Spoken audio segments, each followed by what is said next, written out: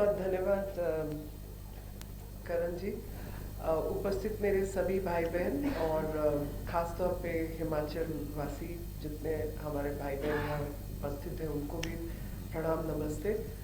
और इलेक्शन का टाइम जब भी होता है वो टाइम होता है सरकारों का रिपोर्ट कार्ड देने का और दूसरों से हिसाब लेने का।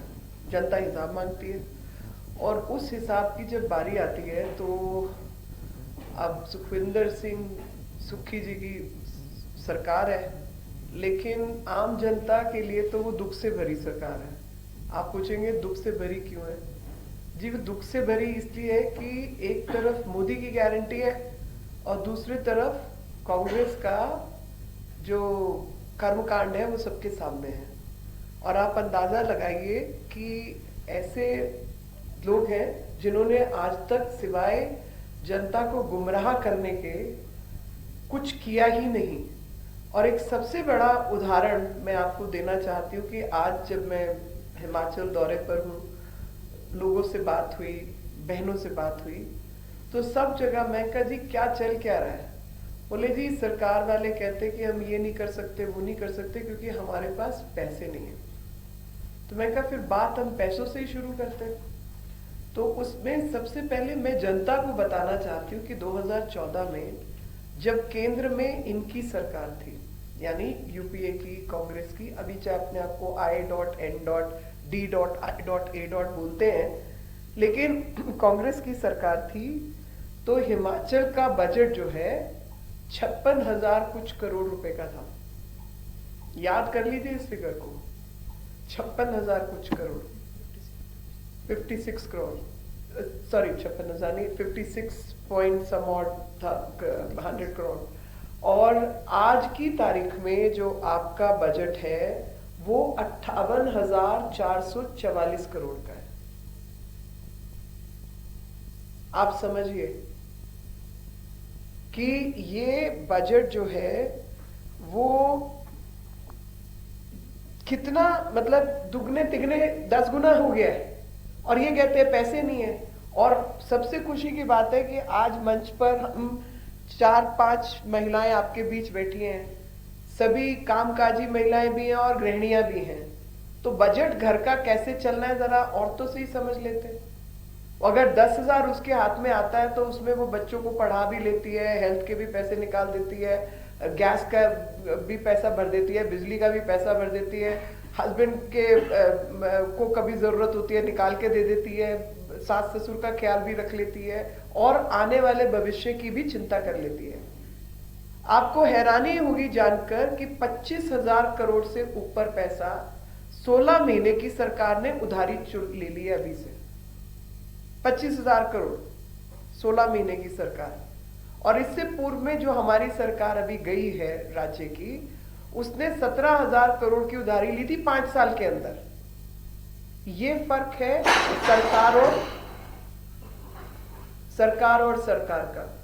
और ऐसी सरकार की वो स्कीम्स जो हैं, वो स्कीम्स बनाते इसलिए नहीं कि लोगों को क्या फायदा मिलेगा या लोगों का क्या काम होगा, बल्कि लोगों को गुमराह कैसे करना है। 1,500 रुपया हर बहन के खाते में आना था जी, 16 महीने निकल गए। किसी एक को भी आया हो तो मेरे को बता दो। तो एक तरफ झूठ की गारंटी है तो दूसरी तरफ मोदी की गारंटी है।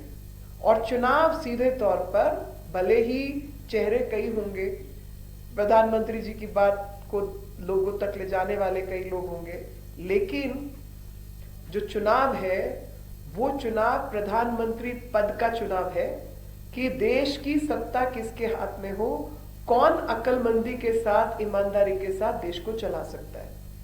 आप अगर देश की अर्थव्यवस्था, क्योंकि क्या भूखे पेट भजन ना होए गोपाला, तो अभी भगवान को भी आप कह देते हो भगवान भूख का टाइम है, थोड़ा खाना वाना खा के मैं आपके पूजा पाठ में आ जाता हूं। तो अर्थ का तो काम हमको करना ही पड़ेगा इससे पहले कि हम कोई भी दान धर्म की बात करें। तो अर्थ की व्यवस्था की दृष्टि से जब यूपीए की सरकार थी, यानी पुराने नाम से I.N.D.A. अलायंस की सरकार थी, तो देश की अर्थव्यवस्था चरमराती हुई 5 अर्थव्यवस्थाओं में से एक थी। अब गए कब डूबे। जो हमारे पड़ोसियों का हाल है ना, वो हमारा हाल था कि कभी भी डूब सकते हैं। उस स्थिति से निकालकर आज देश की अर्थव्यवस्था को 5वें नंबर की दुनिया की अर्थव्यवस्था बनाने का काम 1.97 लाख करोड़ रुपए का बजट था पूरे भारत का 2014 में। आज इकोनॉमी थी 1.97 ट्रिलियन डॉलर, जो कि आज की आपकी इकोनॉमी है ऑलमोस्ट 4 ट्रिलियन डॉलर की। और 4 ट्रिलियन डॉलर की जो इकोनॉमी आपकी बनी है, जिसने भारत को ग्लोबली 5 बेहतरीन अर्थव्यवस्थाओं में लाके खड़ा किया है। और भारत सरकार, मोदी जी की सरकार का वायदा है कि हम तीसरी बार में भारत को दुनिया की तीसरे नंबर की अर्थव्यवस्था बना के ही रहेंगे और एशिया की नंबर 2 की अर्थव्यवस्था बना के रहेंगे। ये मोदी की गारंटी है। और मोदी की गारंटी ये भी है कि अगर देश का बजट तकरीबन 5 लाख से 5.45 लाख करोड़ का 2014 में था, तो आज आपका बजट 45 लाख करोड़ से ऊपर का बजट है। और यही कारण है कि जब कुछ 100 करोड़ रुपए में आपका बजट हिमाचल का चलता था, आज आपका बजट 56,000 करोड़ का है। और ये सिर्फ हिमाचल पे लागू नहीं होता, ये सिद्धांत पूरे देश पे लागू होता है। मैं आपको बताना चाहती हूं कि इनके समय में 12th और 13th फाइनेंस कमीशन आया था, और जब 12वां और 13वां फाइनेंस कमीशन आया था, तो उस जमाने में इन्होंने तकरीबन सबके हिस्से में पहले 30% बजटरी एलोकेशन होती थी, फिर बढ़कर 32% हो गई। और जब से मोदी जी, जो कि खुद एक मुख्यमंत्री रह चुके हैं और प्रधानमंत्री बने, तो उन्होंने इसको नियम को बदलवाया। और नियम बदलने के बाद 15वां और 16वां जो फाइनेंस कमीशन हमारे टाइम में आया, तो 15वें फाइनेंस कमीशन के टाइम पे 42%, 42% ऑफ इंक्रीज इकोनॉमी इनको मिला है। इसीलिए मैंने कहा कि बहनों से घर चलाना सीख लिया होता तो कम से कम ये दिक्कतें नहीं आती। क्योंकि बजट कैसे बनना है, पैसा का कहाँ इस्तेमाल होना है और किस तरीके से आपको राज्य को चलाना है, लॉन्ग टर्म इन्वेस्टमेंट कितनी करनी है, रेवेन्यू कलेक्शन कैसे करना है, सब झालमेल है। ये तो बजट बनाते कि पैसे कैसे कैसे निकालने हैं। इनका बजट ये नहीं होता कि सरकार के क्या काम होने, जनता के क्या काम होने, निकालने के क्या सिस्टम बनाने, वो करना है।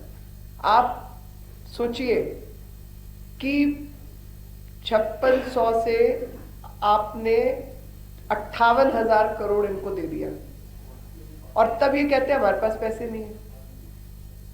17,000 करोड़ का लोन पिछली सरकार ने 5 साल में लिया, तो इन्होंने सिर्फ 16 महीने के अंदर 25,000 करोड़ ले लिया। तो खर्चे दादा भुगते पोता। आज जो कर्ज चढ़ाएंगे वो इतना चढ़ा देंगे कि वो पोता भी देते देते कि रैम करो जी, इन्फ्लेशन बढ़ गई, ये हो गया, क्योंकि विकास कार्य के लिए पैसा नहीं है। और ये एक हिस्सा है जी। इस हिस्से के अलावा मैं आपको बताना चाहती हूँ कि कोरोना के दौरान केंद्र सरकार एक स्कीम लेके आई थी कि देश की इकोनॉमी बस्ट ना हो और देश में अर्थव्यवस्था चलती रहे, कि सारे राज्यों को कहा था कि जो इंफ्रास्ट्रक्चर डेवलपमेंट स्कीम है, जिसके तहत डैम बनाने का काम है, सड़क के निर्माण का काम है, परमानेंट इंफ्रास्ट्रक्चर, कहीं भी आप हवाई अड्डे बनाने हैं, हेलीपैड बनाने हैं, लोगों को पानी देना है, कुछ भी ऐसा काम आप उस स्कीम के तहत कर सकते हो, लॉन्ग टर्म इंफ्रास्ट्रक्चर डेवलपमेंट। और उसकी कंडीशन क्या थी कि 50 साल के लिए आप राज्य सरकार को लोन मिलेगा, और 50 साल के लोन को 50 साल में उसको राज्य सरकार को लौटाना है बिना इंटरेस्ट के, 0 इंटरेस्ट, कुछ पैसा नहीं देना। आप ये पैसा उठाओ, अपने राज्य में काम करो। 450 करोड़ नंबर 2 का राज्य रहा हिमाचल, जिसको वो पैसे का भी फायदा मिला।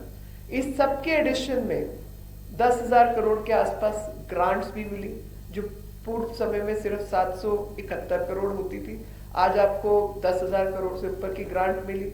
आज आपको आयुष्मान भारत जैसी योजना मिली, और आपको हैरानी होगी कि हिम केयर, जिसमें तकरीबन 13 लाख के आसपास के कार्ड बने, आज वो लोगों को 2.5 लाख से ऊपर लोगों को फायदा मिला। 300 करोड़ उसका बकाया राज्य सरकार ने देना है। ये 300 करोड़ देने के लिए कहते हैं कि हमारे पास नहीं है, तो आयुष्मान भारत योजना को कहीं ना कहीं फेल करना चाहते हैं।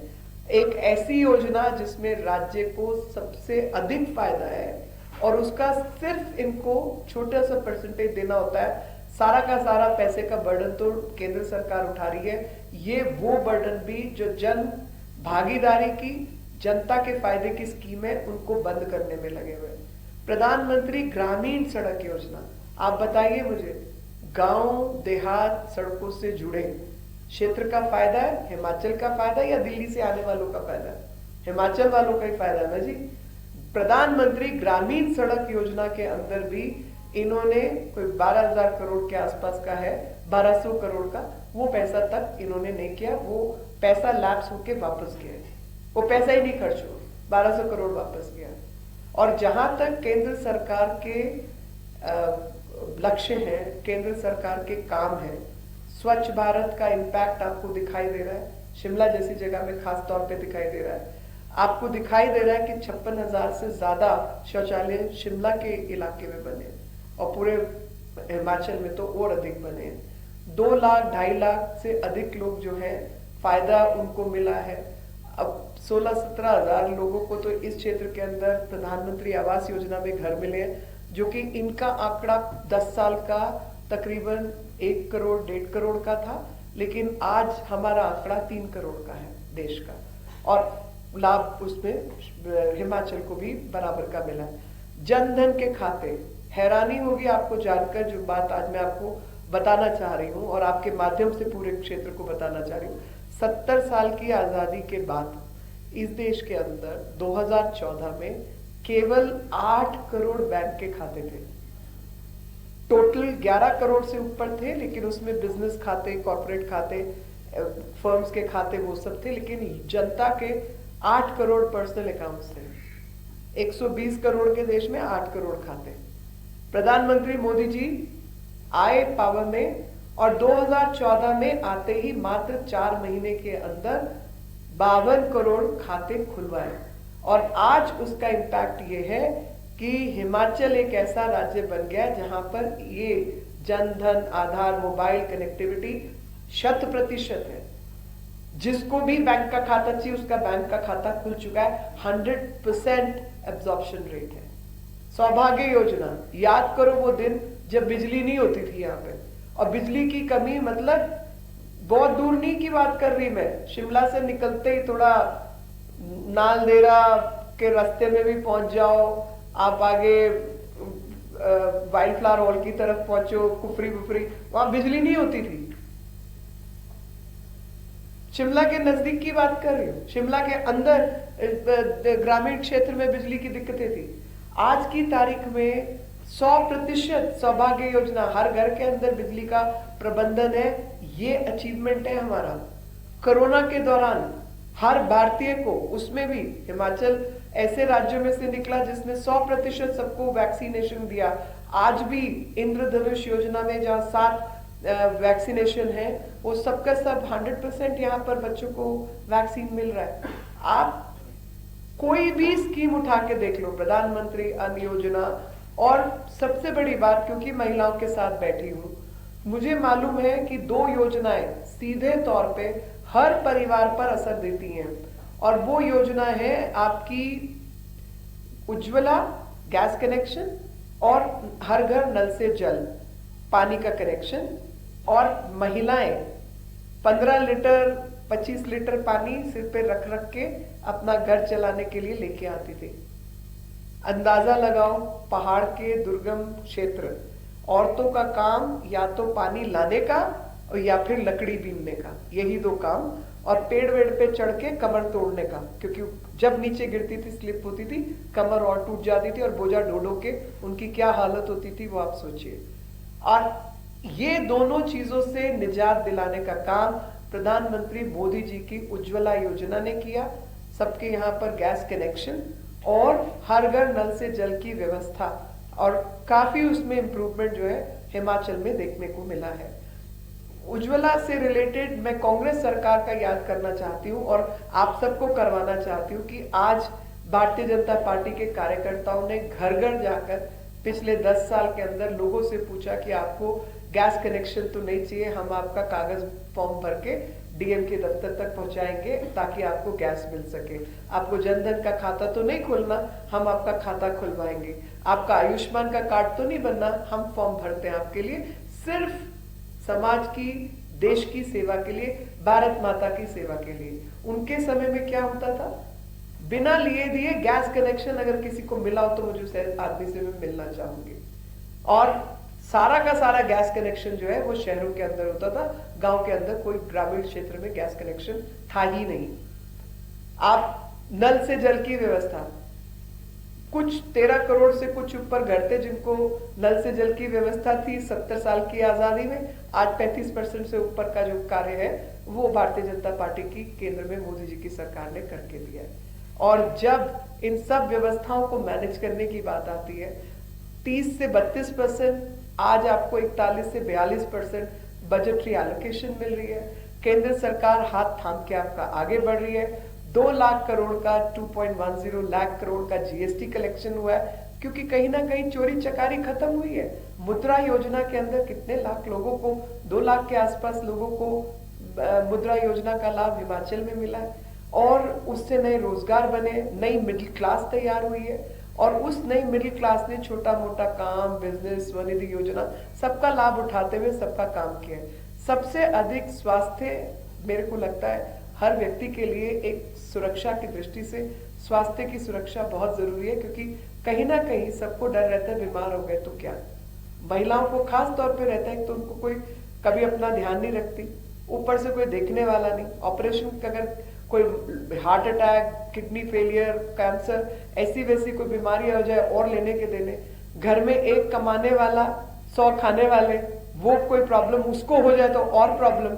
तो ऐसे में स्वास्थ्य सुरक्षा के लिए जो हमारी सरकार ने काम किया वो देखने जैसा है कि दुनिया की कोई भी स्कीम में 55 करोड़ लोगों को स्वास्थ्य सुरक्षा का कार्य किसी देश में नहीं चल रहा है, भारत के अंदर चल रहा है। आयुष्मान भारत में चल रहा है और उसमें 13 लाख से ज्यादा लोगों को लाभ हिमाचल के अंदर हुआ है।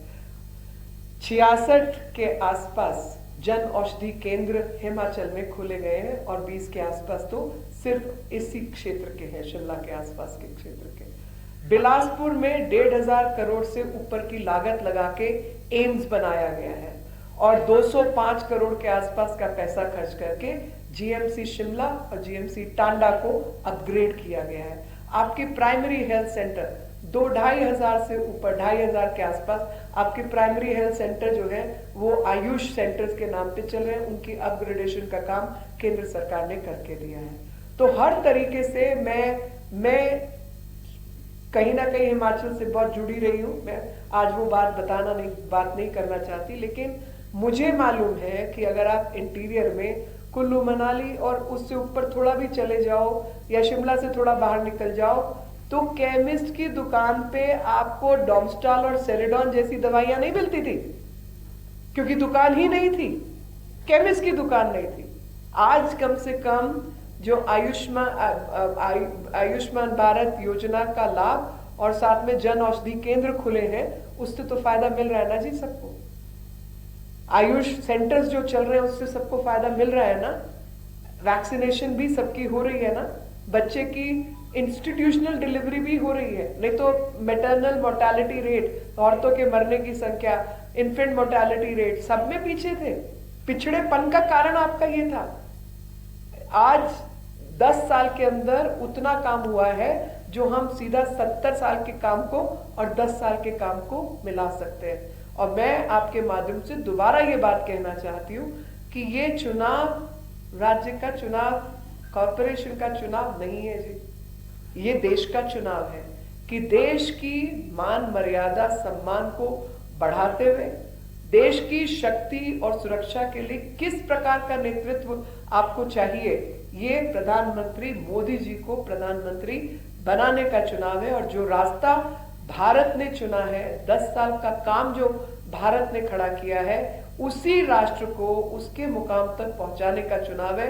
ताकि 2047 तक एक विकसित राष्ट्र का निर्माण हो सके और हम सब उसमें अपनी अपनी भूमिका को अदा कर पाए। आप सब ने मेरे को सुना, मौका दिया, बहुत बहुत आभार। आपके कुछ प्रश्न होंगे तो मैं जरूर जवाब देना चाहूंगी। देखिए, मैं जो मेरा विषय नहीं है उसके बारे में डायरेक्टली कुछ नहीं बोलूंगी, लेकिन मैं एप्पल इंडस्ट्री को जितना समझती हूँ उससे रिलेटेड आपको जरूर बताना चाहूंगी कि हमारे यहाँ पर कहीं ना कहीं दो प्रॉब्लम्स हैं। एक तो मार्केट की एक्सेसिबिलिटी और दूसरा स्टोरेज प्रॉब्लम्स। तो ई मंडी का जो कार्यक्रम शुरू हुआ था और साथ में जो हमारी पाइपलाइन, इंफ्रास्ट्रक्चर पाइपलाइन है, उसके तहत कहीं ना कहीं राज्य सरकार को इस पे काम करके देना है कि वो उस इंफ्रास्ट्रक्चर पाइपलाइन के अंदर जिसमें पीपीपी मॉडल अवेलेबल है उसके तहत लॉजिस्टिक चेन मैनेजमेंट के तहत इसको लॉजिस्टिकली जोड़ते हुए मार्केट एक्सेसिबिलिटी को जोड़ें और कोल्ड स्टोरेज स्पेसेस को जोड़ें, और साथ ही एप्पल से जुड़ी हुई जो बाकी फूड इंडस्ट्री है, चाहे वो एप्पल साइडर विनेगर बनाने का काम हो, चाहे उसको और जगह इस्तेमाल करने का काम हो, चाहे उसको इंडस्ट्री को बेचने का काम हो, चाहे उसको और इंग्रेडिएंट्स के रूप में इस्तेमाल करने का काम हो, स्क्वॉशेस बनाने का काम हो, जूसेस बनाने का काम हो, कहीं ना कहीं फूड इंडस्ट्री का फूड इंडस्ट्रियल पार्क लगाने की व्यवस्था आपको हिमाचल में ही करनी होगी if you really want to benefit the farmers. और फार्मर्स को जो बेनिफिट करने का काम है उसके अंदर राज्य सरकार और केंद्र सरकार दोनों की सहभागिता चाहिए। अगर राज्य सरकार 25,000 करोड़ रुपए का लोन 16 महीने में उठा लेगी और 1,500 रुपया महिलाओं को देने के नाम पे वो नहीं पहुंचाएगी, तो मैं यही कहूंगी कि मेरी सरकार ने किसानों को रिकॉग्नाइज करते हुए 6,000 रुपया जो प्रधानमंत्री मानधन योजना है वो दिया है, और WTO का जो अग्रीमेंट है उससे रिलेटेड हमको इसमें प्रॉब्लम आ रही है, और 50% जो है वो ऑलरेडी उसके तहत ही हम कर पाए हैं। और अग्रीमेंट जो है वो आनंद शर्मा एंटर करके आए थे, ये आपको याद होना चाहिए, और नहीं याद तो मैं आपके माध्यम से सबको याद दिलाना चाहती हूँ कि WTO जो है वो वर्ल्ड ट्रेड ऑर्गेनाइजेशन है जिसमें दुनिया की कॉमर्स और ट्रेड मिनिस्ट्रीज जो हैं वो इन्वॉल्व होती हैं। आनंद शर्मा जी के समय पर भारत की सरकार की तरफ से आनंद शर्मा जी ये वादा करके आए हैं कि हम इतने % ही ड्यूटी लेंगे, 85% या कितनी, और उसकी वजह से आज की जो समस्या आपकी है उससे हम सब मिलकर जूझ रहे हैं, और 50% भी वहां पर प्रेशर बना के हमने कम करवाया है। आगे भी आपको अश्योर करना चाहती हूँ कि किसान की समस्या प्रधानमंत्री मोदी जी के लिए प्रायोरिटी है, और उन्होंने बार बार कहा है कि मेरे लिए 4 जातियां हैं, और वो 4 जाति किसान, युवा, महिला और गरीब।